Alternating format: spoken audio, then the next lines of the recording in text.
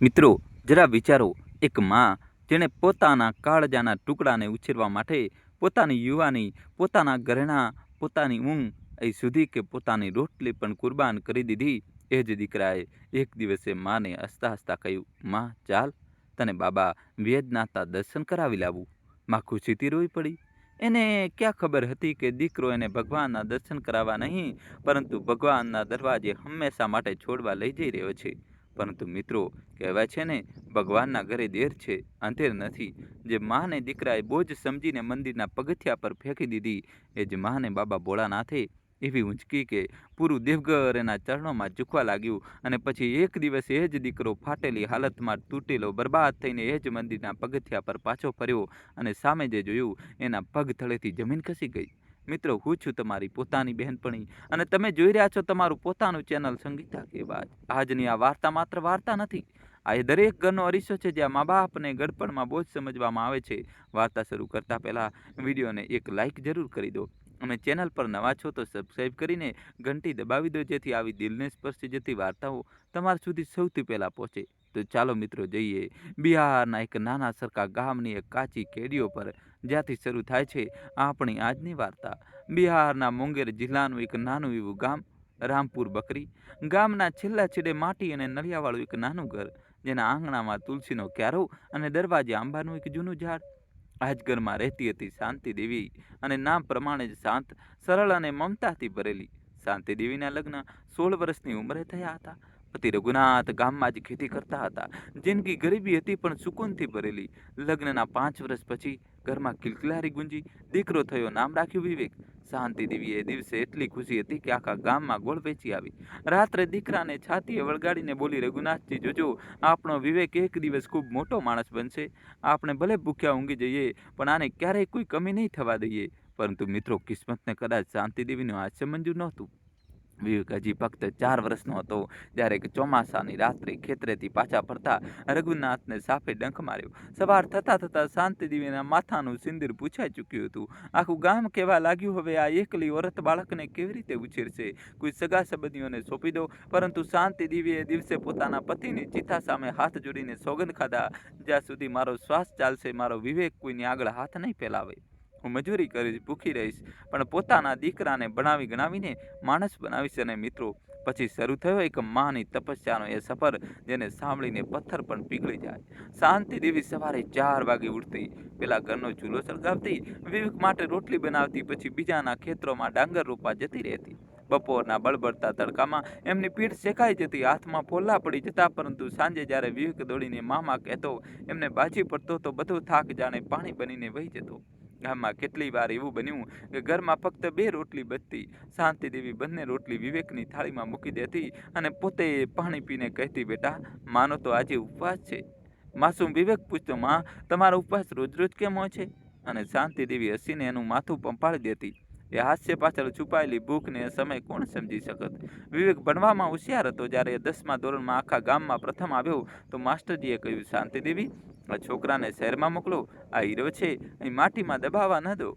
શહેરનો અભ્યાસ, ફી, પુસ્તકો, હોસ્ટેલ. શાંતિ દેવીની રાતોની ઊંઘ ઉડી ગઈ. અને પછી એક દિવસ તેને પોતાના લગ્નનું છેલ્લું ઘરેણું, એ ચાંદીના ઝાંઝર જે એમની માએ વિદાયમાં આપ્યા હતા, સાહુકાર પાસે ગીરો મૂકી દીધા. ઝાંઝર આપતી વખતે એમના હાથ કાપ્યા, આંખો ભરાઈ આવી, પરંતુ હોઠ પર એ જ વાક્ય હતું, મારો દીકરો મોટો માણસ બનશે. દોસ્તો, જલ્દીથી વિડીયો લાઇક કરી ચેનલ સબસ્ક્રાઈબ કરી દો. બસ એ જ મારું ઘરેણું છે. વિવેક શહેર ગયો, ભણ્યો, અને માએ આગામી 8 વર્ષ સુધી દર મહિને મની ઓર્ડર મોકલ્યો. ક્યારેક ખેતરથી મજૂરી, ક્યારેક છાણા વેચીને, તો ક્યારેક બીજાના ઘરે અનાજ દળીને. ગામવાળા કહેતા, શાંતિ પોતાના માટે પણ કંઈક રાખતી જા. અને હસીને કહેતી, મારા માટે મારો વિવેક તો મારું બધું છે. એ જ મારું ગડપણ છે, એ જ મારી લાકડી છે. કાશ એ દિવસે શાંતિ દેવીને કોઈ બતાવી દેત કે જે લાકડી પર એમને સૌથી વધારે ભરોસો છે, એ જ લાકડી એક દિવસ એમની પીઠ પર સૌથી ઊંડો ઘા કરશે. સમય પોતાની ઝડપથી વધતો રહ્યો. વિવેકની મહેનત રંગ લાવી અને પટનાની એક મોટી કંપનીમાં સારી નોકરી મળી ગઈ. જે દિવસે એનો પહેલો પગાર આવ્યો, શાંતિ દેવીએ ગામના શિવ મંદિરે જઈને કલાકો સુધી પ્રાર્થના કરી, હે ભોળેનાથ, મારા દીકરાને નજરથી બચાવજે. બસ એક ઈચ્છા બીજી છે મારી, જિંદગીમાં એકવાર તારા વેદનાથ ધામના દર્શન કરી લઉં. જે દિવસે વિવેકને તે ધામમાં લઈને રાત પર જાગી હતી, એ જ દિવસે બાધા માની હતી કે દીકરો સાજો થઈ જશે તો તારા દ્વાર જરૂર આવીશ. પણ ગરીબીએ ક્યારેય જવા ન દીધી. હવે દીકરો કમાવા લાગ્યો છે, કદાચ હવે તું બોલાવી લે. મિત્રો, માની આ બાધા યાદ રાખજો, કારણ કે આ જ બાધા આગળ જઈને આ વાર્તાનો સૌથી મોટો મોડ બનવાની છે. કેટલાય વર્ષો પછી વિવેકના લગ્ન થયા. શહેરની ભણેલી ગણેલી છોકરી કાજલ સાથે. લગ્નમાં શાંતિદેવીએ બહુના ઓવરણા લીધા. પોતાના કાંપતા હાથોથી એને જ ચાંદીના ઝાંઝર પહેરાવ્યા જે એમને સાહુકાર પાસેથી છોડાવીને વર્ષો સુધી સાચવી રાખ્યા હતા. બોલી, બહુ આ ઝાંઝર નહીં, મારી આખી જિંદગી છે. આજથી તું મારી દીકરી છે. પરંતુ કાજલની આંખોમાં એ ઝાંઝરની કોઈ કિંમત નહોતી. એણે મોં બગાડીને ધીમેથી વિવેકને કહ્યું, આ જૂના પુરાણા ચાંદીના ઝાંઝર આજકાલ કોણ પહેરે છે? આવી વસ્તુઓ? લગ્ન પછી વિવેક માને પોતાની સાથે પટના લઈ આવ્યો. શાંતિદેવી હરખાઈને ગેલી થઈ ગઈ. મારો દીકરો મને પોતાની સાથે રાખશે. પરંતુ મિત્રો, શહેરના એ ફ્લેટમાં ગામડાની એ મા માટે જગ્યા તો હતી, ઇજ્જત નહોતી. શરૂઆત નાની નાની વાતોથી થઈ. શાંતિદેવી સવારે ઉઠીને ભજન ગાતી તો કાજલ દરવાજો પછાડી દેતી. આટલી વહેલી સવારે આ ગોગાટ મારી ઊંઘ બગાડે છે. શાંતિદેવી હાથથી ખાવાનું બનાવતી તો કાજલ થાળી સરખાવી દેતી.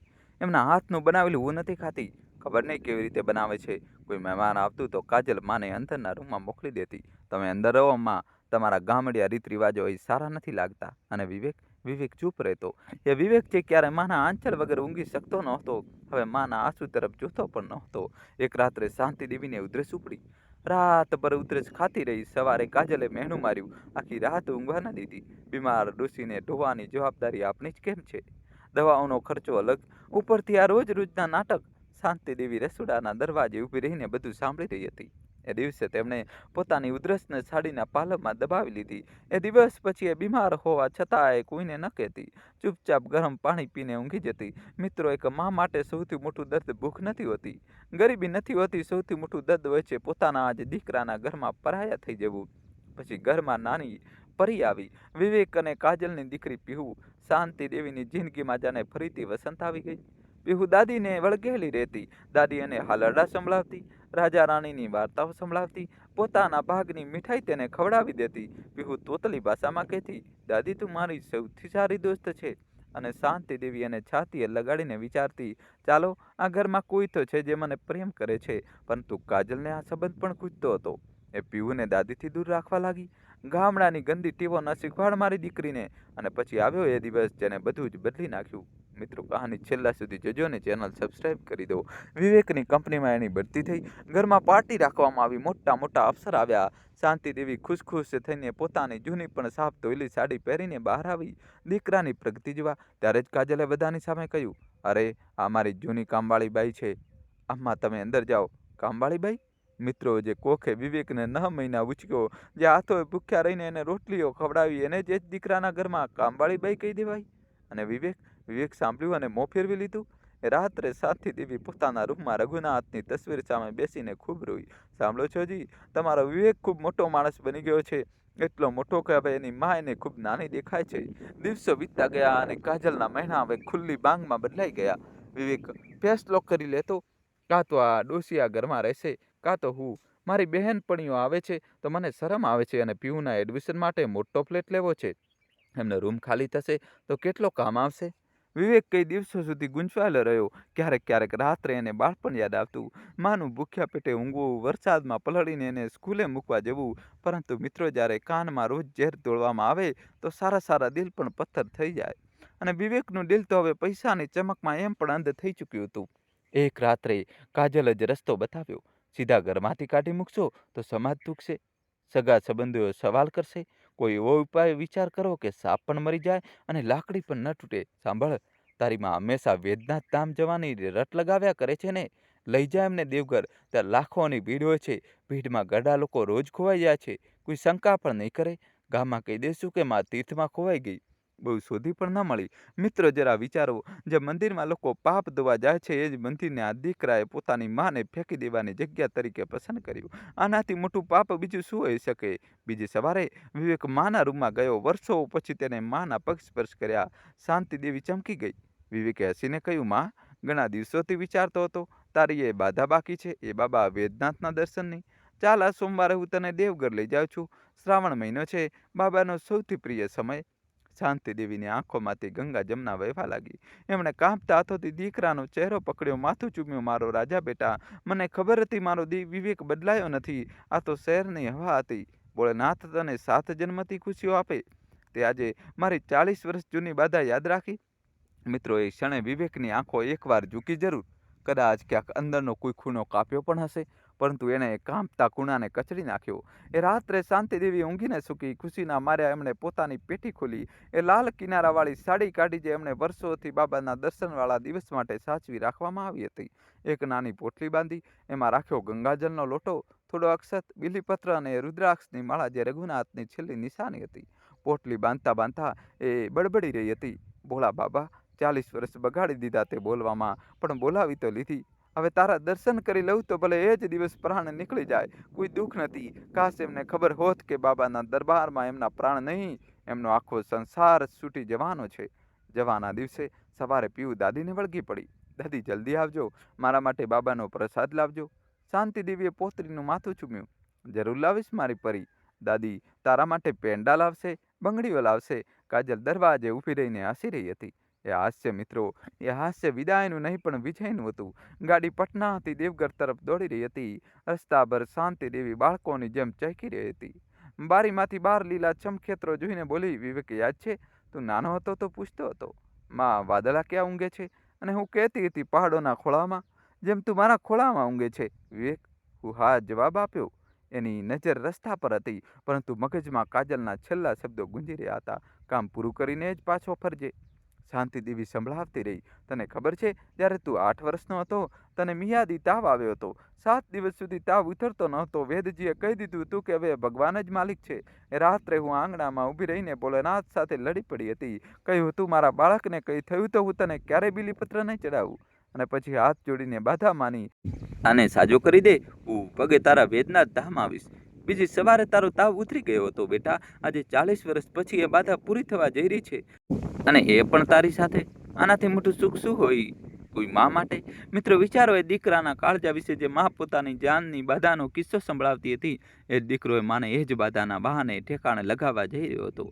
સાંજ ઢળતા ઢળતા ગાડી દેવઘરની સીમામાં દાખલ થઈ, અને જેવું દૂરથી મંદિરના શિખર પર લહેરાતું પંચશૂળ દેખાયું, શાંતિદેવીની રડમસ પોકાર ફૂટી પડી. બંને હાથ જોડીને આંસુથી ભીંજાયેલા ચહેરા સાથે એ બોલી, બોલ બમ, હે બાબા વેદનાથ, તારી આ અભાગણ દીકરીનું સાંભળી લીધું તે આજે મારો જન્મ સફળ થઈ ગયો. ચારે તરફ બોલબમના જયકારા ગુંજી રહ્યા હતા. કેસરી કપડામાં કાવડિયાઓ, બીલીપત્ર અને ધતુરાની દુકાનો, અગરબત્તીની સુગંધ ઘંટડીનો અવાજ. શાંતિદેવી દરેક વસ્તુને એવી રીતે નિહાળી રહી હતી જેમ કોઈ તરસ્યો રણમાં ગંગા જોઈ લે. વિવેકે ગાડી મંદિરથી થોડી દૂર પાર્ક કરી. ભીડ ખૂબ હતી. બંને ચાલીને ગયા. શિવગંગા તળાવ પાસે પહોંચીને શાંતિદેવીએ કહ્યું, બેટા, પહેલાં હું શિવગંગામાં હાથ મોં ધોઈ લઉં. એમને એમ બાબાની સામે કેવી રીતે જઈશ? એમને પવિત્ર જળ માથે લગાવ્યું. આંખો બંધ કરીને એમની પાછળ ઊભેલી વિવેક ચારે તરફ જોઈ રહ્યો હતો. ભીડનો અંદાજ લગાવી રહ્યો હતો. મંદિર પરિસરની બહાર એક ધર્મશાળાના પોળા પગથિયા પાસે પહોંચીને વિવેક રોકાયો. એને કહ્યું, માં, દર્શનની લાઈન બહુ લાંબી છે, તું અહીં જ બેસ આરામથી. હું જઈને પૂજાની ચિઠ્ઠી, પ્રસાદ અને તારા માટે પેંડા લઈ આવું છું. ભીડમાં તારું દમ ઘૂંટાશે. બસ અહીં જ બેસ છે, ક્યાં જતી નહીં. શાંતિદેવી પગથિયા પર બેસી ગઈ. જતા જતા દીકરાને જોઈને બોલી, સાંભળ, પીવું માટે પેંડા જરૂર લેજે, અને બેટા ધીમે જજે, ભીડ બહુ છે. છેલ્લું વાક્ય, મિત્રો, એક માનું છેલ્લું વાક્ય પણ દીકરાની ચિંતામાં જ નીકળ્યું. ધીમે જજે બેટા, ભીડ બહુ છે. વિવેક એક ક્ષણ માટે પાછળ ફરીને જોયું. માં લાલ કિનારાવાળી સાડીમાં હાથમાં પોટલી દબાવીને પગથિયા પર બેઠી હતી. એને જ જોઈ રહી હતી, આંખોમાં એ જ ભરોસો લઈને જે 40 વર્ષથી ક્યારેક તૂટ્યો ન હતો. વિવેકની આંખો એક સેકન્ડ માટે ઝૂકી, પછી એ ભીડમાં વિલીન થઈ ગયો. હંમેશા માટે. અડધો કલાક વીત્યો. શાંતિદેવી માળા ફેરવતી રહી. ઓમ નમઃ શિવાય, ઓમ નમઃ શિવાય. 1 કલાક વીતી ગયો. તેમણે વિચાર્યું કે ખૂબ ભીડ છે, સ્લીપ પરચી લેવામાં સમય લાગતો હશે. 2 કલાક વીતી ગયા. સૂરજ આથમવા લાગ્યો. મંદિરના શિખરનો પડછાયો લાંબો થતો ગયો, અને માના દિલના ધડકન તેજ થવા લાગ્યા. હવે દરેક પસાર થતા ચહેરામાં તે વિવેકને શોધવા લાગી. કોઈ વાદળી કમીજ શર્ટવાળો યુવક દેખાતો તો તે ઊભી થઈ જતી, પરંતુ તે વિવેક નહીં પણ કોઈ બીજું જ હોતું. પાછળની દુકાનવાળાને પૂછ્યું, ભૈયા, પેલી સ્લીપવાળી લાઈન ક્યાં છે? મારો દીકરો ગયો છે, બહુ વાર થઈ ગઈ. દુકાનદારે રસ્તો બતાવી દીધો. શાંતિદેવી ત્યાં જ બેસી રહી, કારણ કે દીકરાએ કહ્યું હતું કે અહીં જ બેસજો, ત્યાં જતા નહીં. મિત્રો, જુઓ માનો વિશ્વાસ. દીકરો ધોખો આપીને જતો રહ્યો હતો, અને મા તેને કહી વાતને આજ્ઞા માનીને પથ્થરની જેમ ત્યાં જ બેસી રહી હતી. ભૂખ્યા તરસ્યા 70 વર્ષની ઉંમરે રાત પડી ગઈ. મંદિરમાં આરતીના ઘંટ વાગ્યા. દીવા પ્રગટી ઉઠ્યા. શ્રદ્ધાળુઓ પાછા ફરવા લાગ્યા અને શાંતિ દેવી હજુ પણ એ જ પગથિયા પર બેઠી હતી. પગ સૂન થઈ ગયા હતા. આંખો દરવાજા તરફ પથરાઈ ગઈ હતી. મનમાં પહેલીવાર એ વિચાર આવ્યો જેને તે સાંજથી દબાવી રહી હતી. ક્યાંક વિવેક મને છોડીને તો નથી ગયો ને? અને પછી પોતાની જાતને જ વઢ્યા, છી શાંતિ, કેવી માં છે તું? પોતાના જ દીકરા પર શંકા? એ વિવેક, તારો વિવેક, જે બાળપણમાં તારો પાળો પકડ્યા વગર ઊંઘતો ન હતો, નક્કી ભીડમાં ફસાઈ ગયો હશે, અથવા તો તેને કંઈ થઈ તો નથી ગયું ને? અને મિત્રો, અહીં જ તો માં હારી જાય છે. હવે તે પોતાના માટે નહીં પણ દીકરા માટે રોવા લાગી. હે બાબા, મારો વિવેક જ્યાં પણ હોય, સાજો સમરો હોય, તેને કંઈ થવા ન દેતા. હું આખા રાત ભૂખી બેસી રહીશ, બસ મારા બાળકની રક્ષા કરજો. અડધી રાત થઈ ગઈ, પરિસર ખાલી થઈ ગયું. ક્યાંક દૂર કૂતરાઓના ભસવાનો અવાજ, ક્યાંક તાપણા પાસે બેઠેલા કેટલાક સાધુઓ, અને પગથિયા પર એકલી બેઠેલી એક માં, જેનું આખું સંસાર તેને ભગવાનના દરવાજે છોડીને જતું રહ્યું હતું. ઠંડો પવન ફૂંકાયો તો શાંતિ દેવીએ પોટલી ખોલી. ખાવા માટે કોઈ નહોતું, બસ બીલીપત્ર, અક્ષત, ચોખા અને રઘુનાથની રુદ્રાક્ષની માળા હતી. તેમણે માળાને છાતીએ લગાડી લીધી. સાંભળો છો, તમારો દીકરો, તમારો વિવેક, મને અહીં વાક્ય પૂરું ન થયું, ગળું રૂંધાઈ ગયું. 70 વર્ષનો એ દેહ પગથિયા પર સિમટાઈ ગયો અને આંખોમાંથી વહેતા આંસુ પથ્થરના પગથિયા પર પડીને સુકાતા રહ્યા. પરંતુ મિત્રો, કમાલ જુઓ એમ માની આસ્થાની. એ જ હાલતમાં, એ જ તૂટેલા દિલથી તેમણે મંદિરના શિખર તરફ જોયું અને હાથ જોડીને બોલ્યા, ભોળાનાથ, દીકરાએ પોતાની ફરજ છોડી દીધી, પણ હું મારો ધર્મ નહીં છોડું. હું તને દોષ નહીં આપું. કદાચ તે જ મને તારી પાસે બોલાવવા માટે આ લીલા રચી છે. હવેથી મારો દીકરો પણ તું, મારું ઘર પણ તું, અને મારો સંસાર પણ તું. જેને જન્મ આપ્યો તે માં હું હતી, અને હવે જે પાળશે તે પિતા તું છે. મિત્રો, અહીં જ રોકાઈને એક વાત કહીશ. દુનિયામાં બધું જ છીનવાઈ શકે છે, પરંતુ જેની આસ્થા નથી છીનવાતી તેને કોઈ અનાથ નથી કરી શકતું. અને હવે જુઓ, બાબા વેદનાથે પોતાની આ દીકરી માટે શું રચી રાખ્યું હતું. રાતનો 3જો પ્રહર હતો. મંદિરના વડીલ પૂજારી પંડિત હરિનારાયણજી આરતીની તૈયારી માટે નીકળ્યા તો પગથિયા પર સિમટેલી એ બુજુર્ગ કાયા પર નજર પડી. પાસે આવીને ધીમેથી પૂછ્યું, માતાજી, તમે આ ઠંડીમાં અહીં એકલા? શાંતિદેવી હડબડાઈને ઊભા થયા. મારો દીકરો પ્રસાદ લેવા ગયો છે, બસ આવતો જ હશે. પંડિતજી 40 વર્ષથી આ ધામના પગથિયા જોઈ રહ્યા હતા. તે એક જ નજરમાં સમજી ગયા કે આ પ્રસાદ લેવા ગયેલો દીકરો હવે ક્યારેય નહીં લોટે. આવી કેટલી માતાઓને તેમણે આ પગથિયા પર વિલપતી જોઈ હતી. એમની આંખો ભરાઈ આવી. તેમણે કંઈ ન કહ્યું, બસ પોતાનો કેસ ઉતારીને માના ખાંદ પર ઉડાડી દીધો. સવાર થતાં આજે પંડિતજી તેમને પાસેની ચાની દુકાન પર લઈ ગયા. દુકાન ચલાવનારા હતા રામખેલવાન કાકા, જેમને પોતાની કોઈ સંતાન નહોતી અને સાથે હતી મંદિર પાસે સિલાઈનું કામ કરતી એક વિધવા અમૃતા દીદી, જેને દેવગણના લોકો સૌની દીદી કહેતા હતા. ગરમ ચાનો પહેલો ઘૂંટડો પીતા જ શાંતિ દેવીની રૂલાઈ ફૂટી પડી. દીકરો જ્યારે નાનો હતો ત્યારે હું મારી રોટલી તેને ખવડાવીને પાણી પીને સૂઈ જતી હતી. આજે જિંદગીમાં પહેલી વાર પારકા મને ખવડાવી રહ્યા છે અને પોતાનો જ મને ભૂખી છોડી ગયો. અમૃતા દીદીએ તેમના હાથ થાંભી લીધા. માં, આ નગરીમાં કોઈ પારકું નથી હોતું. આ બાબાની નગરી છે. જે આવે છે બાબા એને ખાલી હાથે નથી પાછો મોકલતો. અને સાંભળો, જેને છોડી દીધા તે તમારું ભાગ્ય નહોતું, જે મળશે તે તમારું ભાગ્ય છે. કેટલાક દિવસ શાંતિ દેવી અમૃતા દીદીના નાના એવા ઘરમાં રહ્યા, પરંતુ એક સવારે તેમણે કહ્યું, દીકરી, મેં જિંદગી પર કોઈનું દીધેલું નથી ખાધું. દીકરાના ઘરમાં બોજ કહેવાય. હવે કોઈ બીજા પર બોજ નહીં બનવું. મને કોઈ કામ બતાવ. આ હાથોમાં હજુ પણ જીવ બાકી છે. હું કમાઈને ખાઈશ અને બાબાની સેવા કરતા કરતા મરીશ.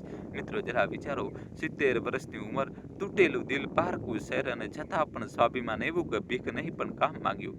આ જોએ છે ભારતની માં. રામખેલવાન કાકાએ પોતાના દુકાનની બાજુમાં એક નાની જગ્યા અપાવી દીધી. શરૂઆત થઈ એક ટોપલી બીલીપત્ર અને ફૂલની માળાઓથી. ધ્રુજતા હાથે શાંતિ દેવી માળા ગૂંથતા અને ધીમા અવાજે કહેતા, બાબા માટે બીલીપત્ર લઈ લો બેટા, બાબા ભલું કરશે. પરંતુ મિત્રો, અસલી મોડ આવ્યો કેટલાક મહિનાઓ પછી. શ્રાવણના મેળામાં એક દિવસ શાંતિ દેવીએ જોયું કે એક ગરીબ કાવડિયાનો પરિવાર નાના બાળકો સાથે ભૂખ્યો બેઠો છે. પૈસા પૂરા થઈ ગયા હતા. શાંતિ દેવીથી રહેવાયું નહીં. તેમણે પોતાની દિવસભરની કમાણીમાંથી લોટ અને દાળ ખરીદ્યા. કાકાના ચૂલા પર રોટલીઓ શેકી અને પરિવારને પોતાના હાથે ખવડાવી. બાળકને ખવડાવતા તેમની આંખો ભરાઈ આવી. વર્ષો પછી કોઈને પોતાના હાથે ખવડાવી રહ્યા હતા.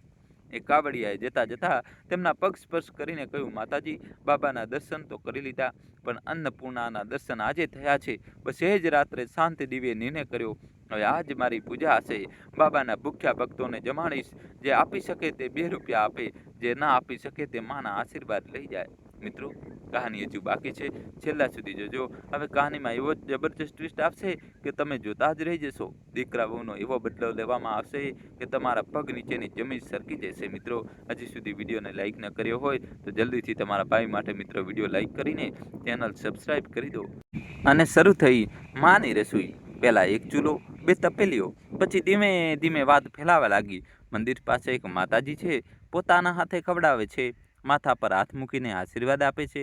કહેવાય છે કે તેમના હાથના ખાવામાં માના પાલવનો સ્વાદ છે. કાવડિયાઓ દૂર દૂરથી આવવા લાગ્યા. કોઈ કહેતું માઈના હાથની દાળમાં જે વાત છે તે કોઈ હોટલમાં નથી. કોઈ કહેતું તેમના આશીર્વાદ લઈને જાઓ તો યાત્રા સફળ થઈ જાય છે. વર્ષો વીતતા ગયા. 2 તપેલીઓ વાળીએ રસોઈ હવે એક મોટા અન્ન ક્ષેત્રમાં બદલાઈ ચૂકી હતી. ત્યાં દરરોજ સેંકડો શ્રદ્ધાળુઓ પ્રસાદ મેળવતા હતા. અમૃતા દીદી હિસાબ સંભાળતી, કાકા સામાન લાવતા. ગામની કેટલીક બેસહારા સ્ત્રીઓને શાંતિ દેવીએ કામ પર રાખી લીધી હતી. હું જાણું છું કે બેસહારા હોવું શું હોય છે. મારી રસોઈમાં કોઈ બેસહારા નહીં રહે. પૈસા પણ આવ્યા, નામ પણ આવ્યું, પણ મિત્રો સૌથી મોટી વાત માન સન્માન આવ્યું. આખું દેવઘર હવે તેમને માઈ કહેતું હતું. પોલીસવાળા તેમના પગે લાગતા, મંદિરના પૂજારીઓ તેમનો આદર કરતા અને શ્રાવણના મેળામાં તેમની રસોઈ બહાર બોર્ડ લાગતું, એ કોઈ ભૂખ્યું નથી પાછી જતું. માની રસોઈ. એક સાંજે અમૃતા દીદીએ હસીને પૂછ્યું, માં ક્યારે એ દીકરાની યાદ નથી આવતી? શાંતિ દેવીની આંખો એક ક્ષણ માટે ભીની થઈ ગઈ. પછી મંદિરના શિખર તરફ જોઈને બોલ્યા, યાદ તો દરરોજ આવે છે દીકરી, માં છું ને. દર રાત્રે સૂતા પહેલા બાબાને એ જ પ્રાર્થના કરું છું, મારો વિવેક જ્યાં પણ હોય સુખી હોય. અને મારી પીહુ, મારી પરી, તેને પેંડાનું વચન આપ્યું હતું, પૂરું ન કરી શકી. કહેતા કહેતા તેમને પોતાના પાલવથી આંસુ લૂછી લીધા. પણ દીકરી, હવે સમજાયું છે કે દીકરાએ મને ભગવાનના દરવાજે ફેંકી હતી અને ભગવાને મને પોતાના દરવાજે રાખી લીધી. ફેંકેલી વસ્તુ અને રાખેલી વસ્તુમાં આ જ ફરક હોય છે મિત્રો. આ વાક્ય પોતાના દિલમાં ઉતારી લેજો. દીકરાએ ફેંકી હતી, બાબાએ રાખી લીધી. આ જ છે ભગવાનના ઘરે. મોડ છે પણ અંધેર નથી. હવે મિત્રો વાર્તાનો વળાંક પટના તરફ વાળીએ છીએ, જ્યાં વિવેક પાછો ગયો હતો એ વિચારીને કે હવે જિંદગીમાં શાંતિ શાંતિ હશે. પણ તેને નહોતી ખબર કે ઘરમાંથી શાંતિને કાઢીને કોઈ શાંતિ નથી પામી શકતું.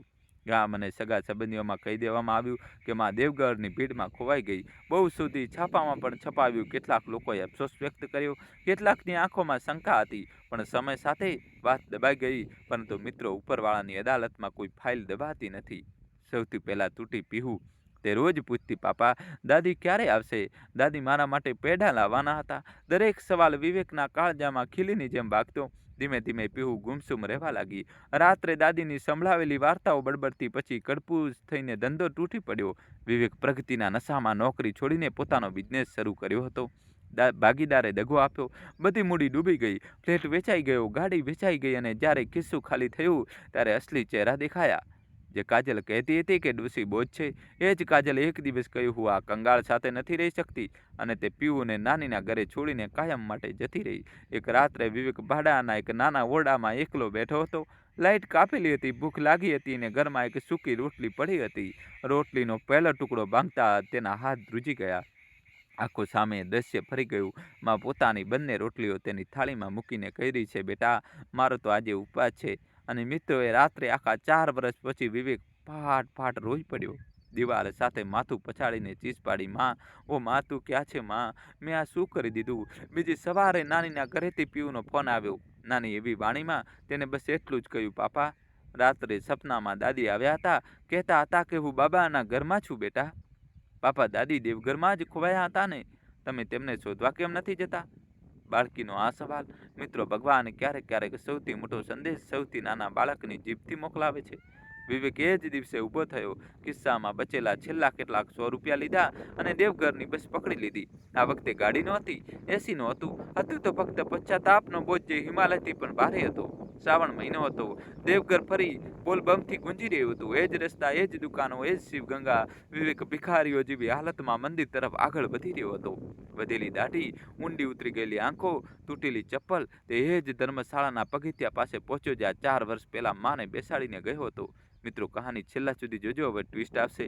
વિડીયો લાઇક કરી ચેનલ સબસ્ક્રાઇબ કરી દો. પગથિયાને સ્પર્શીને બેસી ગયો ને વિલપ લાગ્યો, અહીં છોડી હતી મેં મારી જન્નતને.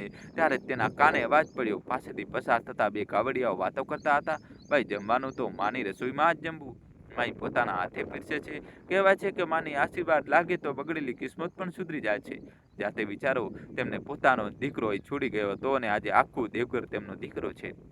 વિવેકનું કાળજું ધડકી ઉઠ્યું. દીકરો એ છોડી ગયો હતો? તે લથડિયા ખાતો એ દિશામાં ભાગ્યો, ભીડને ચીરીને રસોઈ પાસે પહોંચ્યો અને જે જોયું તેનાથી તેના પગ નીચેની જમીન ખસી ગઈ. સામે સફેદ સાડીમાં, ચહેરા પર તેજ અને માથા પર ભસ્મનો ત્રિપોડ લગાવીને તેની માં બેઠી હતી. એ જ માં પણ હવે ઝૂકેલી નહીં, તૂટેલી નહીં. સેંકડો લોકોની લાઈન હતી અને માં દરેક થાળીમાં પોતાના હાથે પ્રસાદ પીરસતા દરેકના માથા પર હાથ મૂકી રહી હતી. લોકો તેમના પગે લાગી રહ્યા હતા. કોઈ કહેતું હતું, માઈ તમારા આશીર્વાદથી દીકરીના લગ્ન થઈ ગયા. કોઈ કહેતું હતું, માઈ તમારી દુઆથી નોકરી મળી ગઈ. જે સ્ત્રીને તેને બોજ સમજીને ફેંકી દીધી હતી તે આજે હજારો લોકોની છત બનીને બેઠી હતી. વિવેક ત્યાં જ ઊભો રહી ગયો. પથ્થરની જેમ આંસુ વહી રહ્યા હતા, પણ કદમ ઉપડતા નહોતા. કયા મોઢે જાય? પછી ભીતરથી પીયુનો અવાજ આવ્યો, પાપા, દાદીને શોધવા કેમ નથી જતા? અને તે ભીડને ચીરીને દોડ્યો અને સીધો માના ચરણોમાં પડી ગયો. ધૂળમાં માથું રગડતા ચીસ પાડી, માં, મને માફ કરી દે માં, હું જ છું એ પાપી, એ કુપુત્ર જે તને અહીં છોડી ગયો હતો. ભગવાને મારી પાસેથી બધું છીનવી લીધું માં, પૈસા, ઘર, પત્ની, બધું. હું ભિખારી થઈ ગયો માં, પણ સૌથી મોટી ભીખ આજે માગી રહ્યો છું, માફીની ભીખ. એકવાર મને બેટા કહી દે માં. આખી ભીડ થંભી ગઈ. પીરસતા હાથ રોકાઈ ગયા. સેંકડો આંખો એ દ્રશ્ય પર ટકી ગઈ. રામખેલવાન કાકાનો ચહેરો ગુસ્સાથી લાલ થઈ ગયો. અમૃતા દીદી આગળ વધી, પણ શાંતિ દેવી હાથ ઊંચો કરીને બધાને રોકી દીધા. માએ પોતાના ધ્રુજતા હાથ દીકરાના માથા પર મૂક્યા. 4 વર્ષ પછી એ સ્પર્શ. વિવેકે વધારે જોરથી રોઈ પડ્યો. શાંતિ દેવીની આંખોમાંથી પણ ગંગા વહેવા લાગી, પણ અવાજ શાંત હતો, પહાડ જેવો શાંત. ઊભો થા બેટા, માના રહેતા દીકરો ધૂળમાં નથી પડતો. ચાહે દીકરાએ માને ધૂળમાં જ કેમ ન છોડી દીધી હોય. પછી તેમણે એ વાક્ય કહેવું જે સાંભળીને આખી ભીડની આંખો ભીની થઈ ગઈ. વિવેક, જે રાત્રે તું મને છોડીને ગયો હતો એ જ રાત્રે મેં તને માફ કરી દીધો હતો, કારણ કે માની અદાલતમાં દીકરાની સજાનો કોઈ કાયદો જ નથી હોતો. પણ બેટા, માં માફ કરી દે છે, કર્મ માફ નથી કરતા. તે મને ભગવાનના દરવાજે ફેંકી. જો ભગવાને મને ખોળામાં લઈ લીધી અને તે જે વાવ્યું તે જ લણ્યું. એટલા માટે કહેવાય છે, ભગવાનના ઘરે દેર છે પણ અંધેર નથી. વિવેકે હાથ જોડ્યા, માં, ઘરે ચાલ, હું ફરીથી બધું બનાવીશ, તારી સેવા કરીશ. પીયુ તને રોજ યાદ કરે છે માં. પીયુનું નામ સાંભળતા આજે માનું કાળજું કાંપી ઉઠ્યું. પણ તેમણે મંદિરના શિખર તરફ જોયું અને બોલ્યા, ના બેટા, હવે આમાં કોઈ એક ઘરની થઈને નથી રહી શકતી. હવે હું હજારો ભૂખ્યાઓની માં છું. જે બાબાએ મને રાત્રે સહારો આપ્યો એનો દરવાજો છોડીને હું ક્યાંય નહીં જાઉં. પણ સાંભળ, તેમને દીકરાની હડપચી ઊંચી કરી, જો સાચે જ પશ્ચાતાપ કરવો હોય તો પાછો ન જા, અહીં જ રોકાઈ જા. આજ રસોઈમાં સેવા કર. જે હાથોએ માને છોડી હતી એ જ હાથોને હજારો મા બાપ જેવા ભક્તોને ખવડાવ. આજ તારી સજા છે અને આજ તારી મુક્તિ છે. અને મિત્રો, વિવેક ત્યાં જ રોકાઈ ગયો. બીજી સવારથી દેવઘરના લોકોએ એક નવું દ્રશ્ય જોયું. માની રસોઈમાં એક દાઢીવાળો માણસ વાસણ માંજતો, તપેલી ઉચકતો, વડીલ યાત્રીઓના પગ દબાવતો અને દરેક વડીલ મહિલાને ખાવાનું પીરસતા તેની આંખો ભરાઈ આવતી. કેટલાક મહિનાઓ પછી પીયુ પણ દાદી પાસે આવી ગઈ. જે દિવસે પીયુ દોડીને દાદીને વળગી પડી અને શાંતિ દેવીએ વર્ષો જૂનું વચન નિભાવતા તેના હાથમાં પેંડા મૂક્યા. લે મારી પરી, દાદીનું વચન. એ દિવસે ત્યાં ઊભેલો દરેક માણસ રોઈ રહ્યો હતો. અને વિવેક, કહેવાય છે કે તે આજે પણ દરરોજ સવારે સૌથી પહેલા એ જ ધર્મશાળાના પગથિયા ધોવે છે જેના પર તેને પોતાની માને છોડી હતી. લોકો પૂછે છે, રોજ આ જ પગથિયા કેમ? તો તે હાથ જોડીને કહે છે, આ પગથિયું મારો ગુનો પણ છે અને મારો ગુરુ પણ. આ મને રોજ યાદ અપાવે છે, મા બાપ બોજ નથી, ભગવાન હોય છે અને ભગવાનના ઘરે દેર છે, અંધેર નથી. તો મિત્રો, આ હતી શાંતિ દેવીની વાર્તા. એક એવી વાર્તા જેને દીકરાએ ભગવાનના દરવાજે ફેંકીને ભગવાને તેને પોતાની સૌથી ઊંચી જગ્યા પર બેસાડી દીધી. હવે એક સવાલ આપશો ને, જો તમે શાંતિ દેવીની જગ્યા હોત તો શું કરત? દીકરાને માફ કરીને તેને સેવાનો મોકો આપત કે તેને કાયમ માટે ફગાવી દેત? તમારો અભિપ્રાય કોમેન્ટમાં જરૂર લખજો. માં લખીને એ માને શ્રદ્ધાંજલિ પણ આપી શકો છો જેને તમને આ જિંદગી આપી. અને મિત્રો, જો આ વાર્તાએ તમારી આંખો ભીની કરી દીધી હોય તો વિડીયોને લાઈક કરજો, પોતાના પરિવાર અને મિત્રો સાથે શેર કરજો. કદાચ તમારો એક શેર કોઈ ઘરની માનું ગળપણ સુધારી દે. અને અમારી ચેનલને સબસ્ક્રાઈબ કરીને ઘંટી જરૂર દબાવી દેજો, કારણ કે આવી દિલને સ્પર્શી જાય તેવી વાર્તાઓ તમારી પોતાની શૈલી સંગીતા રોજ લઈને આવે છે. યાદ રાખો, મા બાપ એ ઝાડ છે જેના છાંયડામાં આપણે મોટા થઈએ છીએ. એ ઝાડને ક્યારેય ન કાપશો, નહીંતર તડકામાં બળવાથી કોઈ નહીં બચાવી શકે. મિત્રો, વહાલા મિત્રો, કહાની શરૂ કરું તેના પહેલાં વિડીયો લાઈક કરીને ચેનલ સબસ્ક્રાઈબ કરજો અને છેલ્લા સુધી જોજો. દર્શક બિંદુ, જરા એક ક્ષણ માટે રોકાવ અને વિચારો કે જો એક દિવસ તમારું પોતાનું લોહી, તમારો પોતાનો દીકરો, જેને તમે તમારી હથેળીઓ પર ઉછેર્યો હોય, રોટલીના મોંઘા કોળિયા તેના મોંમાં મૂક્યા હોય, પોતાની ઊંઘ તેના માટે કુરબાન કરી હોય, એ જ દીકરો એક સવારે તમારો હાથ પકડીને કહે, બાપુજી ચાલો આજે એક ખાસ જગ્યાએ લઈ જાઉં તમને. અને ગાડી જ્યારે રોકાય ત્યારે સામે એક મોટો ગેટ હોય, તેના પર લખ્યું હોય વૃદ્ધાશ્રમ. એ સમય એક પિતાના દિલ પર શું વીસશે, તેની આંખોમાં શું ચિત્ર બનશે, તેની રૂહ કેવી રીતે કામશે. પરંતુ થોભો, આ વાર્તા માત્ર આટલી જ નથી, કારણ કે જ્યારે એ બુઝુર્ગ પિતાએ ગેટની અંદર કદમ મૂક્યો તો તેની સામે જે દ્રશ્ય આવ્યું તેને તેની રૂહ સુધી હલાવી દીધી. તેની આંખોમાંથી આંસુ થંભાનું નામ નહોતા લઈ રહ્યા, તેના હોઠ કાપી રહ્યા હતા અને તેનું દિલ એક ધબકારા માટે રોકાઈ ગયું હતું. એવું તો શું જોયું હતું એ પિતાએ? શું તે ખરેખર પોતાના જ દીકરા દ્વારા છોડી દેવામાં આવ્યા હતા, કે પછી આ વાર્તા પાછળ છુપાયેલું હતું એક એવું રહસ્ય જે સાંભળીને તમારી આંખો પણ ભીની થઈ જશે? જાણવા માટે આ વાર્તાને મિત્રો અંત સુધી જરૂર સાંભળો, કારણ કે આ વાર્તા માત્ર એક વાર્તા નથી, આ એ દરેક મા બાપના દિલનો ધબકારો છે, જેને પોતાના બાળકો માટે પોતાની પૂરી જિંદગી હોમી દીધી. તો ચાલો શરૂ કરીએ આજની આ બેહદ ઇમોશનલ વાર્તા. બુઝુર્ગ પિતાને લાગ્યું કે દીકરો વૃદ્ધાશ્રમ છોડવા આવ્યો છે, પણ જે સામે દેખાયું તેનાથી રૂહ કાંપી ગઈ.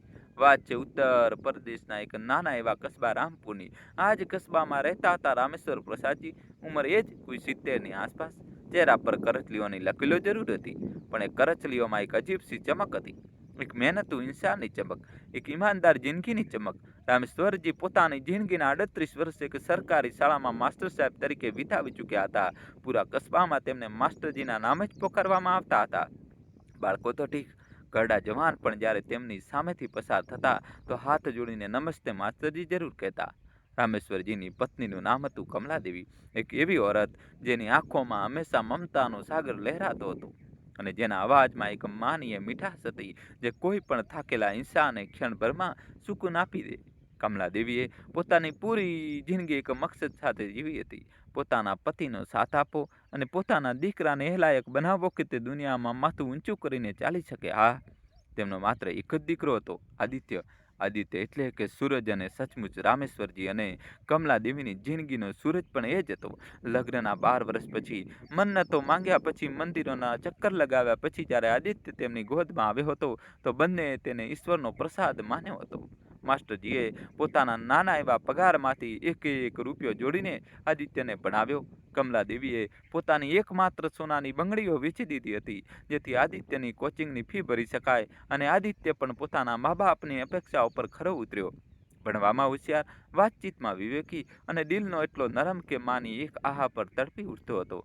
આદિત્યએ દિલ્હીથી એન્જિનિયરિંગ કર્યું, પછી MBA કર્યું અને જોતજોતામાં એક મોટી મલ્ટીનેશનલ કંપનીમાં મોટા પદ પર નોકરી મેળવી લીધી. માસ્ટરજીની આંખોમાં એ દિવસે જે આંસુ હતા તે ખુશીના હતા, ગર્વના હતા. કમલાદેવીએ તો પૂરા મહોલ્લામાં લાડુ વેચ્યા હતા. વખત વીત્યો, આદિત્યના લગ્ન થયા એક ભણેલી ગણેલી સુંદર છોકરી સાથે, જેનું નામ હતું નૈના. નૈના દિલ્હીના એક સંપન્ન પરિવારમાંથી હતી. શરૂઆતમાં બધું ઠીક હતું. આદિત્ય પોતાની પત્ની સાથે દિલ્હીમાં રહેતો હતો અને દર મહિને 2-3 વાર રામપુર આવીને મા બાપને મળી જતો હતો. પરંતુ કહેવાય છે ને કે સમયના વહેણમાં સંબંધના પથ્થરો પણ ક્યારે ઘસાઈ જાય છે તેની ખબર જ નથી પડતી. મિત્રો, કહાની છેલ્લા સુધી જોજો અને વિડીયો લાઇક કરી ચેનલ સબસ્ક્રાઇબ કરી દો. લગ્નના 2-3 વર્ષ પછી આદિત્યને આવવાની સંખ્યા ઓછી થવા લાગી. પહેલા દર મહિને આવતો, પછી 2 મહિને, પછી 3 મહિને અને આખરે માત્ર તહેવારો પર ફોન આવતો હતો. કમલાદેવી દરરોજ દરવાજા તરફ જોતી, જેમ કે આજે આદિત્ય આવી જશે. માસ્ટરજી પોતાના જૂના મોબાઈલને વારંવાર ચેક કરતા કે કદાચ દીકરાનો ફોન આવ્યો હોય, પણ મોટા ભાગના સમયે ફોનની સ્ક્રીન ખાલી જ રહેતી. એક દિવસ કમલાદેવીની તબિયત અચાનક બહુ બગડી ગઈ. તાવ એટલો તેજ હતો કે તે પથારીમાંથી ઉઠી પણ નહોતી શકતી.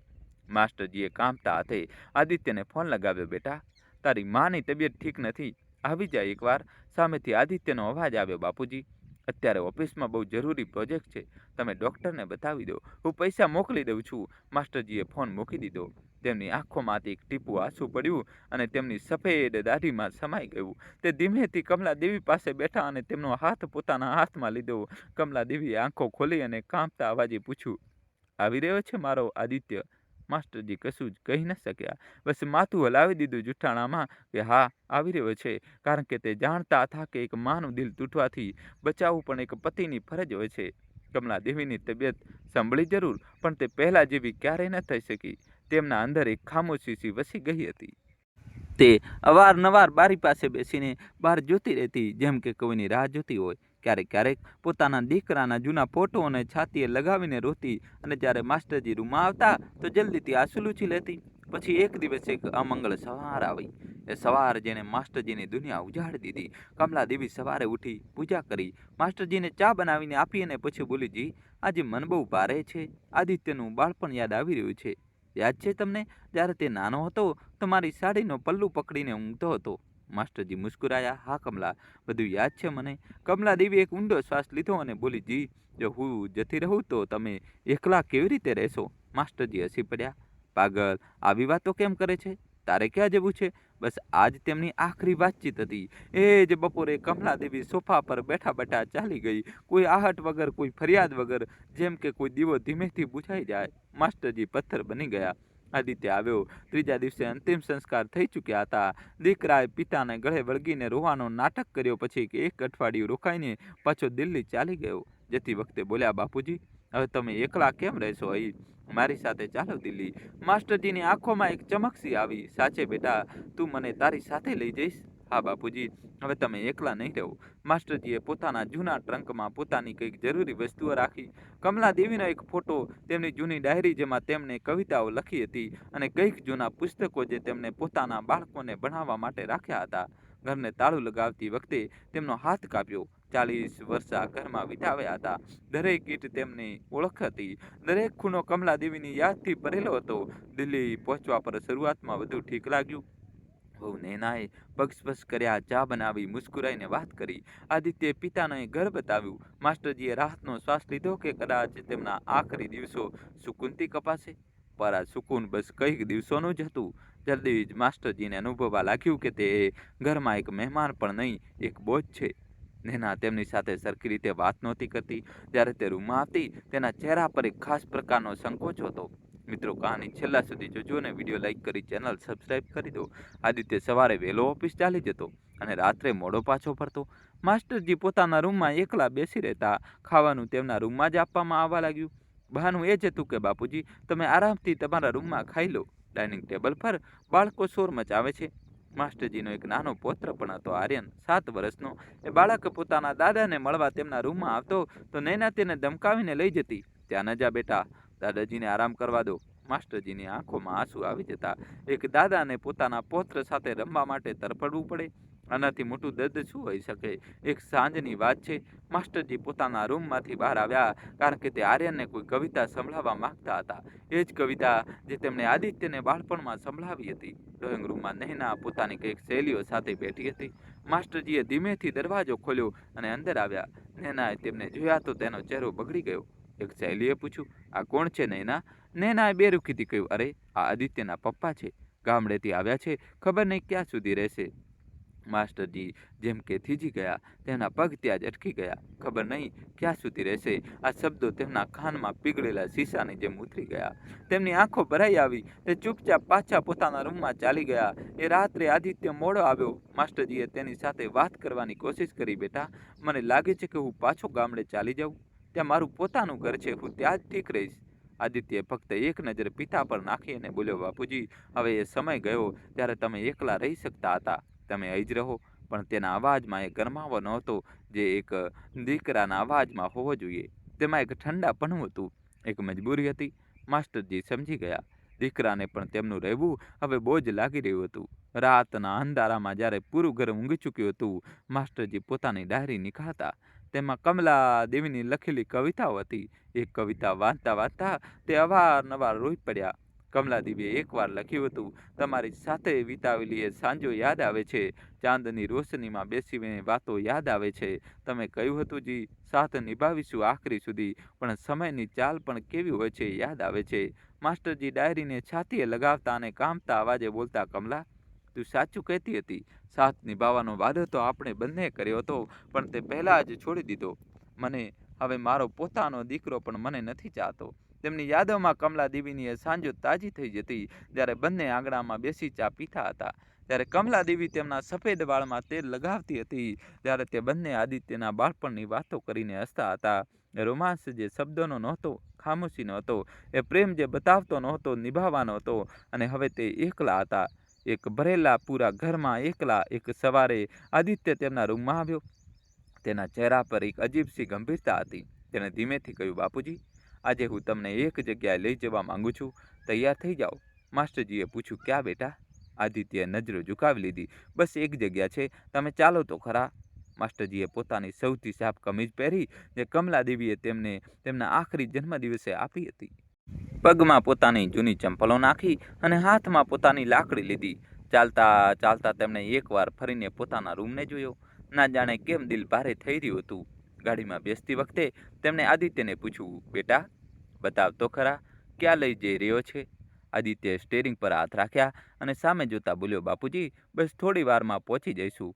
ગાડી દિલ્હીના રસ્તાઓ પરથી નીકળીને બહારની તરફ વધવા લાગી. શહેર પાછળ છૂટતું ગયું, હરિયાળી વધતી ગઈ. માસ્ટરજીનું દિલ ધડકવા લાગ્યું. તેમણે એકવાર ફરી પૂછ્યું, બેટા, આખરે લઈ ક્યાં જઈ રહ્યો છે મને? પણ આદિત્ય ખામોશ હતો. તેના ચહેરા પર પણ એક તણાવ હતો જે માસ્ટરજીથી છૂપો નહોતો રહેતો. લગભગ 1.5 કલાક પછી ગાડી એક મોટા ગેટની સામે રોકાઈ. માસ્ટરજીએ માથું ઊંચું કરીને જોયું અને તેમની રૂહ કાંપી ઉઠી. ગેટ પર મોટા અક્ષરોમાં લખ્યું હતું, શાંતિ નિવાસ વૃદ્ધાશ્રમ. માસ્ટરજીની આંખો સામે અંધારું છવાઈ ગયું. તેમની છાતી પર જેમ કે કોઈએ પહાડ મૂકી દીધો હોય. તેમની સાસ તેજ થઈ ગઈ. તેમનો હાથ કાપવા લાગ્યો. તેમણે પોતાના દીકરા તરફ જોયું. એ દીકરો જેને તેમણે પોતાની આંગળી પકડીને ચાલતા શીખ્યું હતું, જેને પોતાના ખભા પર બેસાડીને મેળો ફેરવ્યો હતો, જેની દરેક હઠ પૂરી કરી હતી, પોતાની ભૂખ મારીને પણ તેમનો અવાજ કાપી. આદિત્ય, આ શું છે બેટા? આદિત્યએ નજરો ઝુકાવી લીધી. માસ્ટરજી સમજી ગયા. એક પિતાને બહુ કંઈ કહેવાની જરૂર નથી હોતી, તેની આંખો જ બધું વાંચી લે છે. માસ્ટરજીનું દિલ જેમ કે ટુકડે ટુકડા થઈ ગયું. તેમની આંખોમાંથી આંસુઓની ધાર વહેવા લાગી. તેમને કાંપતા અવાજે કહ્યું, બેટા, મેં તને જન્મ આપ્યો, તને ઉછેર્યો, તને આ લાયક બનાવ્યો, અને આજે તું મને અહીં છોડવા આવ્યો છે? શું મારી પૂરી જિંદગી આજ વળાંક પર ખતમ થવાની હતી? આદિત્ય કંઈ ન બોલ્યો, બસ ગાડીમાંથી ઉતર્યો અને પિતા માટે દરવાજો ખોલ્યો. માસ્ટરજી પગ ઉપાડી નહોતા શકતા. તેમના પગ જેમ કે જમીનમાં ચોંટી ગયા હતા. પણ દીકરાના એક ઈશારા પર તે કોઈ આજ્ઞાકારી બાળકની જેમ ઉતર્યા. તેમના હાથમાં તેમનો એ જ જૂનો ટ્રંક હતો અને એ ટ્રંકમાં હતી કમલાદેવીનો એ ફોટો, જે હવે તેમની એકમાત્ર સાથી હતી. માસ્ટરજીએ ધીમે ધીમે કદમ વધાર્યા. તેમના પગ લડખડાઈ રહ્યા હતા. દરેક કદમ પર તેમનું દિલ કહી રહ્યું હતું કે કદાચ દીકરો રોકી લે, કદાચ કહે, બાપુજી રોકાઈ જાઓ, હું મજાક કરી રહ્યો હતો. પણ એવું કંઈ ન થયું. જેવા તે વૃદ્ધાશ્રમના મુખ્ય ગેટની અંદર દાખલ થયા, માસ્ટરજીની રૂહ કાપી ગઈ. સામેનું દ્રશ્ય જોઈને તેમની આંખો પહોળી થઈ ગઈ. તેમના હોઠ થરથર્યા. તેમના પગે જવાબ આપી દીધો. તે ત્યાં જ જમીન પર બેસી ગયા. સામે જે દેખાયું તે તેમણે સપનામાં પણ નહોતું વિચાર્યું. મિત્રો, કહાની છેલ્લા સુધી જોજો અને ચેનલ સબસ્ક્રાઈબ કરી દો. ત્યાં એક મોટું બેનર લાગેલું હતું, જેના પર લખ્યું હતું, રામેશ્વર પ્રસાદજી આપના સન્માનમાં. અને એ બેનર નીચે ઊભા હતા તેમને જૂની શાળાના સેંકડો વિદ્યાર્થીઓ. હા, એ જ વિદ્યાર્થીઓ જેમને તેમણે 40 વર્ષ પહેલાં ભણાવ્યા હતા. કોઈ આજે ડૉક્ટર બની ચૂક્યું હતું, કોઈ એન્જિનિયર, કોઈ અધિકારી. સબના હાથમાં ફૂલ હતા, સબની આંખોમાં આંસુ હતા. અને એ બધા વચ્ચે એક બીજું ચોંકાવનારું દ્રશ્ય હતું. ત્યાં બેઠી હતી એ બધી બુજુર્ગો હતો, અને બુજુર્ગ ઇન્સાન જે વૃદ્ધાશ્રમમાં રહેતા હતા. અને બધાના ચહેરા પર એક ખાસી ચમક હતી. તે બધા હાથ જોડીને ઊભા થઈ ગયા. માસ્ટરજી કંઈ સમજી નહોતા શકતા. તેમણે કાંપતા અવાજે આદિત્યને પૂછ્યું, આ શું છે બેટા? આ બધું શું છે? આદિત્ય પોતાના પિતાની સામે ઘૂંટણીએ બેસી ગયો. તેની આંખોમાંથી આંસુઓની ધાર વહેવા લાગી. તેને પોતાના પિતાના પગ પકડી લીધા અને રોતા રોતા બોલ્યો, બાપુજી, મને માફ કરી દો. હું તમને અહીં છોડવા નથી આવ્યો. હું તમને અહીં છોડવા કેવી રીતે આવી શકું? તમે તો મારો જીવ છો, મારા ભગવાન છો બાપુજી. આ પૂરો વૃદ્ધાશ્રમ આ તમારો છે. માસ્ટરજીની આંખો ફાટેલીની ફાટેલી રહી ગઈ. શું કહી રહ્યો છે તું? આદિત્યએ પોતાના આંસુ લૂછ્યા અને બોલ્યો, બાપુજી, છેલ્લા 2 વર્ષથી આ વૃદ્ધાશ્રમ બનાવી રહ્યો હતો. તમારા નામે, તમારા સન્માનમાં પણ હું ઈચ્છતો હતો કે આ એક સરપ્રાઈઝ હોય. આજે આનું ઉદ્ઘાટન છે અને આનું ઉદ્ઘાટન તમે જ કરશો મારા બાપુજી. માસ્ટરજી જાણે સપનું જોઈ રહ્યા હોય તેમ તેમણે હડબડાઈને પૂછ્યું, પણ બેટા, તું તો મારી પત્ની. તો તે દિવસે? તેને આદિત્ય રડતા રડતા બોલ્યો, બાપુજી, નેનાએ જે તે દિવસે કહ્યું હતું તે મને ખબર પડી ગઈ હતી. તે જ રાત્રે મેં નેના સાથે વાત કરી. મેં તેને કહ્યું કે જો મારા મા બાપ મારા માટે બોજ છે તો હું પણ આ ઘરનો બોજ બની જઈશ. હું મારા બાપુજીને છોડીને ક્યાંય જઈ શકતો નથી. બાપુજી નૈનાને પોતાની ભૂલનો અહેસાસ થઈ ગયો. તે ખૂબ રડી. તેને કહ્યું કે તે પોતાની ભૂલ સુધારશે, પણ હું તો પણ તમને આ સરપ્રાઈઝ આપવા માંગતો હતો. હું ઈચ્છતો હતો કે તમે જાણો કે મારા માટે હવે શું છે. ત્યારે તે જૂના વિદ્યાર્થીઓમાંથી એક આગળ આવ્યો. તે માણસ હવે 60ની ઉંમરનો નજીક હતો, પણ તેની આંખો એ જૂની આંખો હતી. તેને માસ્ટરજીના પગ સ્પર્શ કર્યા અને બોલ્યો, માસ્ટરજી, મને ઓળખ્યો? હું સુરેશ છું, તમારો એ જ સુરેશ જે વર્ગમાં સૌથી પાછળ બેસતો હતો અને જેને તમે ક્યારે હાર ન માનવા દીધી. આજે હું આ જિલ્લાનો જિલ્લા અધિકારી છું અને જે કંઈ પણ છું હું ફક્ત તમારી વજહથી છું. એક બીજો વિદ્યાર્થી આગળ આવ્યો, માસ્ટરજી, હું રમેશ છું. યાદ છે જ્યારે મારા પિતાનું મૃત્યુ થયું હતું અને હું શાળા છોડવાનો હતો, તમે તમારા ખિસ્સામાંથી મારી ફી ભરી હતી. આજે હું ડૉક્ટર છું અને મારી પોતાની હોસ્પિટલ છે. આ બધું તમારી દેન છે. એક પછી એક બધા વિદ્યાર્થીઓ આગળ આવતા ગયા. દરેક પાસે માસ્ટરજીની યાદો હતી. દરેક પાસે તેમને કરેલા ઉપકારોની વાર્તા હતી. માસ્ટરજીની આંખોમાંથી આંસુ થંભવાનું નામ નહોતા લઈ રહ્યા, પણ આ આંસુ હવે દર્દના નહોતા, ગર્વના હતા, ખુશીના હતા. આદિત્યએ માઇક પર આવીને કહ્યું, બાપુજી, આ વૃદ્ધાશ્રમ આજથી તમારો છે. આનું નામ છે માસ્ટર રામેશ્વર પ્રસાદ અને કમલાદેવી સેવા સદન. અહીં રહેતા વડીલોની દેખભાળ માટે તમે જે બેટા બેટી જેવો પ્રેમ આપ્યો હતો, જિંદગીભર તમારા વિદ્યાર્થીઓને હવે એ જ પ્રેમ તને આ વડીલો આપશે. અને સૌથી મોટી વાત, તમે એકલા નહીં રહો. હું નેના અને આર્યન પણ તમારી સાથે આ સેવા સદનની બાજુમાં બનાવેલા ઘરમાં રહીશું. મેં મારી કંપનીમાંથી ટ્રાન્સફર લઈ લીધું છે. હવે હું અને તમે આપણે બંને મળીને આ વડીલોની સેવા કરીશું. માસ્ટરજીએ આદિત્યને બેઠી લીધો. બાપ બેટો બંને એકબીજાની બાહોમાં ફૂટ કરીને રડ્યા. આ આંસુ દર્દના નહીં, મિલનના હતા. આંસુ એ સંબંધના હતા જે તૂટતા બચી ગયો હતો. એ પ્રેમના હતા જે ખોવાતા મળી ગયો હતો. ત્યારે પાછળથી નૈના પણ આવી ગઈ. તેની આંખોમાંથી સતત આંસુ વહી રહ્યા હતા. તેને માસ્ટરજીના પગ પકડી લીધા અને રડતા બોલી, બાપુજી, મને માફ કરી દો. મેં તમારી સાથે ખૂબ ખરાબ કર્યું. હું અહંકારમાં અંધ થઈ ગઈ હતી. હું ભૂલી ગઈ હતી કે તમે જે વૃક્ષ છો, જેની છાયડામાં આદિત્ય ઉછરાયો મોટો થયો.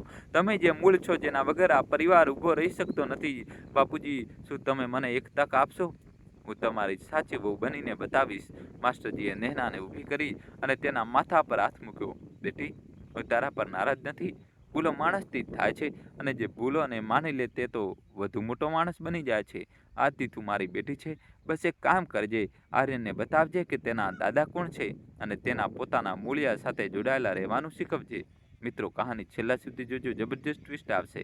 નૈનાએ હામાં માથું હલાવ્યું. આર્યન પણ દોડીને આવ્યો અને પોતાના દાદાને વળગી પડ્યો. દાદુ, હવે તમે ક્યાંય નહીં જાઓ ને? માસ્ટરજીએ પોતાના પૌત્રને છાતીએ લગાવી લીધો. નહીં બેટા, હવે તારું દાદુ ક્યાંય નહીં જાય. હવે તો આપણે બધા સાથે રહીશું. એ સાંજે માસ્ટરજીએ એ વૃદ્ધાશ્રમના તમામ વડીલો સાથે મળીને વાત કરી.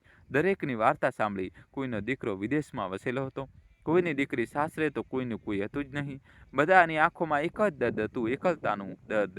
માસ્ટરજીએ બધાને કહ્યું, હું પણ તમારા જેવો જ છું. મારી પત્ની મને છોડીને જતી રહી. મારો દીકરો પણ કંઈક સમય માટે મારાથી દૂર થઈ ગયો હતો. પણ આજે એવું સમજી ગયો છું કે એકલતા ફક્ત એટલા માટે હોય છે કારણ કે આપણે આપણી જાતને એકલા માની લઈએ છીએ. પણ જો આપણે આપણા જેવા જ બીજા લોકો માટે જીવતા લાગીએ તો જિંદગી ક્યારેય એકલી નથી હોતી. આજથી હું આપ સૌને ભાઈ છું, દીકરો છું, સાથી છું. આપણે મળીને એક નવી જિંદગી જીવીશું. અહીં રોજ કવિતા પાઠ થશે, રોજ બાળકો આવશે આપ સૌને મળવા. અહીં આપણે યોગ કરીશું, હસીશું, ગાઈશું. આ વૃદ્ધાશ્રમ નથી, આ એક પરિવાર છે, એક મોટો પરિવાર. બધા વડીલોની આંખોમાં આંસુ હતા, પણ આજે આ આંસુ ખુશીના હતા. દિવસો વીતતા ગયા. માસ્ટરજી હવે દરરોજ સવારે 5 વાગે ઉઠી જતા. પહેલા પોતાની કમલાદેવીની તસવીર સામે દીવો પ્રગટાવતા, પછી સેવા સદનમાં જતા. ત્યાં દરેક વડીલને મળતા, તેમની તબિયત પૂછતા, તેમને કવિતાઓ સંભળાવતા, તેમની સાથે ચા પીતા. આદિત્ય હવે દરરોજ સાંજે પોતાના પિતા સાથે બેસતો. નૈનાએ માસ્ટરજી માટે એક નવો રૂમ સજાવ્યો હતો, જેમાં કમલાદેવીની એક મોટી તસવીર લાગેલી હતી. આર્યન દરરોજ પોતાના દાદા પાસેથી વાર્તાઓ સાંભળતો. એક રાત્રે માસ્ટરજી પોતાના રૂમમાં બેઠા હતા. તેમણે કમલાદેવીની ડાયરી કાઢી અને એક કલમ ઉપાડી. તેમણે તેમાં લખ્યું, કમલા, તું સાચું કહેતી હતી. જિંદગી એક ચક્ર છે. દરેક ખરાબ સમય પછી એક સારો સમય જરૂર આવે છે. તારા ગયા પછી મેં વિચાર્યું હતું કે હવે કંઈ નથી બચ્યું, પણ તારા આદિત્યે મને ફરીથી જીવતા શીખવી દીધું. આજે હું આ વડીલો સાથે છું અને દરેક વડીલમાં મને તું દેખાય છે. દરેક સ્ત્રીમાં તારું સ્મિત છે. મિત્રો હજી કહાની બાકી છે. કહાનીમાં જબરજસ્ત ટ્વિસ્ટ આવશે, છેલ્લા સુધી જોજો. અને વિડીયો લાઇક ન કર્યો હોય તો જલ્દીથી તમારા ભાઈ માટે વિડીયો લાઇક કરી દો અને ચેનલને સબસ્ક્રાઈબ કરી દો. હવે મિત્રો એક જબરજસ્ત એવો ટ્વિસ્ટ આવશે, એવું શીખ મળશે કે તમારે જીવનમાં ખુશીઓ ભરી દેશે.